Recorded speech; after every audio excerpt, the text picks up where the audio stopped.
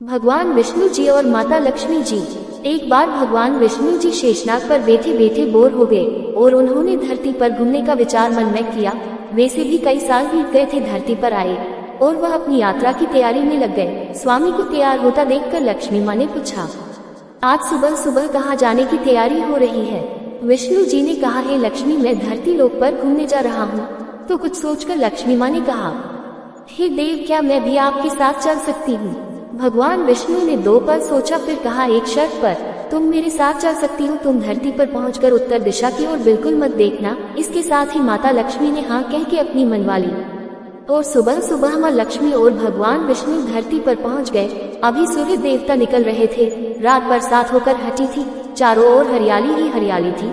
उस समय चारों ओर बहुत शांति थी और धरती बहुत ही सुंदर दिख रही थी और माँ लक्ष्मी मंत्रमुग्ध होकर धरती को देख रही थी और भूल गई कि पति को क्या वचन देकर आई है और चारों ओर देखती हुई कब उत्तर दिशा की ओर देखने लगी पता ही नहीं चला।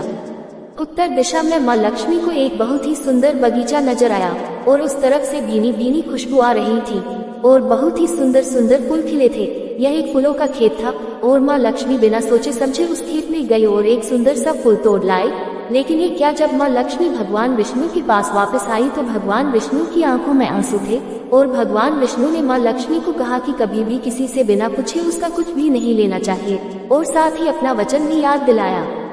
माँ लक्ष्मी को अपनी भूल का पता चला तो उन्होंने भगवान विष्णु से इस भूल की माफी मांगी। तो भगवान विष्णु ने कहा कि जो तुमने जो भूल की है उसकी सजा तो तुम्हें जरूर मिलेगी। जिस माली के खेत से तुम नए बिना पूछे फूल तोड़ा है, यह एक प्रकार की चोरी है। इसलिए अब तुम 3 साल तक माली के घर नौकर बनकर रह। उसके बाद मैं तुम्हें वैकुंठ में वापस बुलाऊंगा। माँ लक्ष्मी ने चुपचाप सर झुकाकर हाँ कर दी। आजकल की लक्ष्मी थोड़े थी और माँ लक्ष्मी एक गरीब औरत का रूप धारण करके उस खेत के मालिक के घर गई। घर क्या एक झोपड़ा था और मालिक का नाम माधव था। माधव की बीवी, 2 बेटे और 3 बेटियां थी। सभी उस छोटी सी खेत में काम करके किसी तरह से गुजारा करते थे। माँ लक्ष्मी जब एक साधारण और गरीब औरत बनकर जब माधव के झोपड़े पर गई तो माधव ने पूछा, बहन तुम कौन हो और इस समय तुम्हें क्या चाहिए? तब माँ लक्ष्मी ने कहा, मैं एक गरीब औरत हूँ, मेरी देखभाल करने वाला कोई नहीं। मैंने कई दिनों से खाना भी नहीं खाया। मुझे कोई भी काम दे, साथ में मैं तुम्हारे घर का काम भी कर दिया करूँगी। बस मुझे अपने घर में एक कोने में आसरा दे दो। माधव बहुत ही अच्छे दिल का मालिक था। उसे दया आ गई, लेकिन उसने कहा, बहन मैं तो बहुत ही गरीब हूँ। मेरी कमाई से मेरे घर का खर्च मुश्किल से चलता है। लेकिन अगर मेरी 3 की जगह 4 बेटियां होती तो भी मैंने गुजारा करना था। अगर तुम मेरी बेटी बनकर जैसा रूखा सूखा हम खाते हैं उसमें खुश रह सकती हो तो बेटी अंदर आ जाओ। माधव ने माँ लक्ष्मी को अपने झोपड़े में शरण दे दी और माँ लक्ष्मी 3 साल उस माधव के घर पर नौकरानी बनकर रही।